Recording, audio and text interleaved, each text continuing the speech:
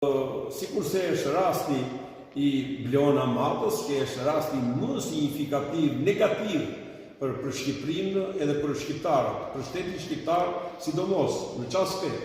Në aspektin që rrëmbehet në sytë e një numri të konsiderueshëm njerëzish, rrëmbehet në sytë e njerëzve të afërt familjes vet.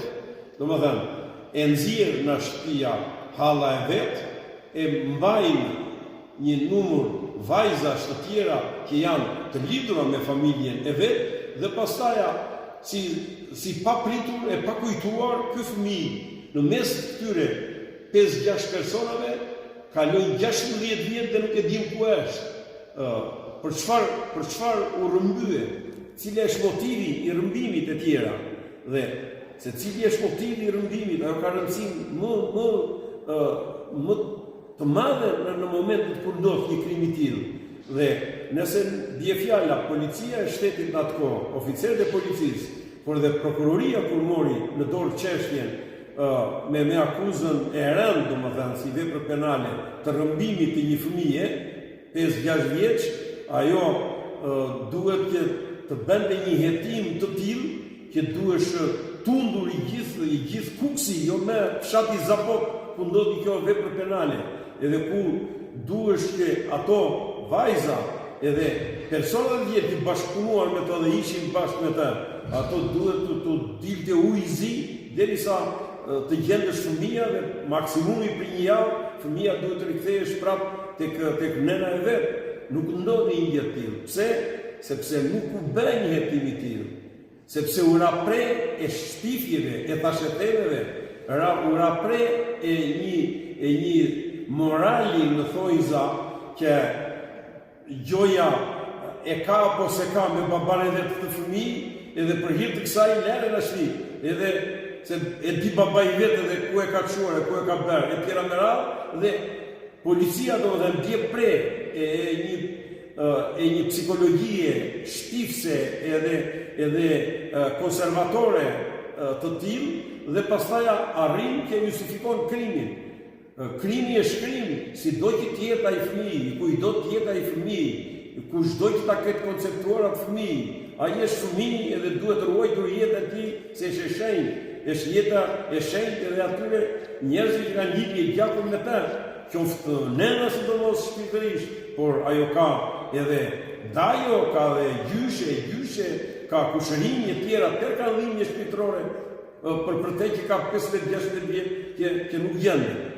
Dhe në këtë aspekt, ne nuk I kemi mbyllur portat e këtij krimi, ne gjithmonë kemi rrjedhje dhe I kemi thojse të hapura kufijt e Shqipërisë, kemi lënë shumë shtigje nga mundet të kalojnë rrëmbyesit dhe kur them shumë shtigje e kam fjalën gjithmonë në aspektin e veprimeve policore, kriminale, zbuluese, investiguese, hetuse edhe ndëshkuese kur vjen çështja. Avokat, por përsa I përket rastit të Bleona Matës që ju e përmendët, ju jeni njohës I mirë I çështjes. Mendoni se, domethënë nga hetimet ka dalë diçka që babai I saj mund të ketë gisht në këtë ngjarje? Po babai I saj me qëndrimin që mban vet, me mënyrën e të vepruarit të tij për 15 vjet me radhë, ai e implikon vetveten. Domethënë, ai bëhet një ndër bashkëpunëtorët në krim, sepse një njeri që nuk e kërkon fëmijën e vet, një njeri që nuk e zgjidh këtë problem brenda familjes vet, edhe nuk e zgjidh brenda familjes vet me motrën e vet. Në rast se ky prindi I Bleona Matës do punonte vetëm me familjen e vet, do punonte me motrën e vet, edhe me pjesëtarët e tjera që ishin bashkë me motrën e vet ditën e ngjarjes të rrëmbimit të vajzës, dhe në rast se ai do ta ndiqte çështjen në vijimsi dhe nuk do mbante qëndrimet që ka mbajtur dhe vazhdon të mbajë, Bleona Mata do të ishte sot pranë familjes vet, pranë nënës vet. Kështu që ai me qëndrimet që mban tregon që është një ndër pjesëtarët e grupit strukturuar kriminal që kanë bërë rrëmbimin e Bleonës. Domethënë babai është vetë një ndër rrëmbyesit e saj, sepse ndryshe të paktën tëra provat, qofshin direkte, qofshin indirekte, por edhe thashë themenajat e tjera, prej të cilave ai ka rënë fort, tregojnë që ai ka dorë në zhdukjen e vajzës vet. Po përsa i përket zhdukjes ka 16 vite që nuk ka asnjë gjurmë. Dyshoj që mund të jetë ende gjallë Vlona Mata? Po problemi është gjithmonë kur nuk gjenden gjurmë, dhe këtë edhe në drejtën tonë penale, edhe në ato, edhe në kohën e diktaturës, kur nuk gjendej kufoma, nuk gjendej kufoma, nuk mund t'jepej kur dhe atëre një dënim e vdekje. Mund t'a dini që e mori e rëmbeu ky person, bie fjala këtë fëmijë, apo mund t'kishe prova plot që e ka vrarë dhe e ka hedhur në filan vend ky person, po derisa nuk gjendesh kufoma nuk jepësh dënimin me vdekje. Pse? Se nuk dihet. Po sikur t'jetë gjallë, pra gjithmonë thuhet me sikur. Kurse në rastin konkret nuk gjendet asnjë lloj shenje që të flasin për eliminimin fizik të saj. Sepse bie fjala, nëse do të kishim një aksident, ka rënë në mali apo ka rënë diku, do të gjendesh një rrobe saj, një pjesë e trupit, diçka, një shenjë gjaku e tjera, sepse është kontrolluar e gjithë zonën atë gjithë anët.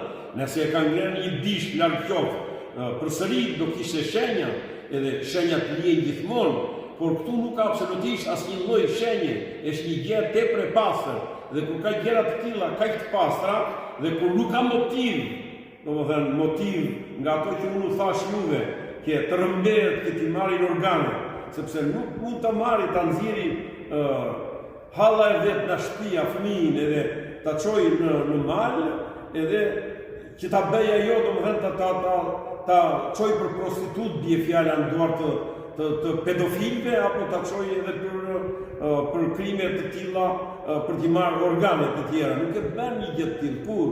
Këtu është një motiv që ka të bëjë me atë që u thash unë juve me ta shkruajturin moral, por që realisht nuk është moral, është krim edhe dënohet si krim. Edhe këto të çojnë nga atë që tek bindja që ajo nuk është domethënë jashtë jetës, ajo është një jetë, faktikisht edhe duhet kërkuar, sikurse se po bëhen kërkime që të zbulohet e vërteta edhe të gjendet edhe fizikisht ku është dhe çka ndodhur faktikisht gjatë këtyre viteve me të.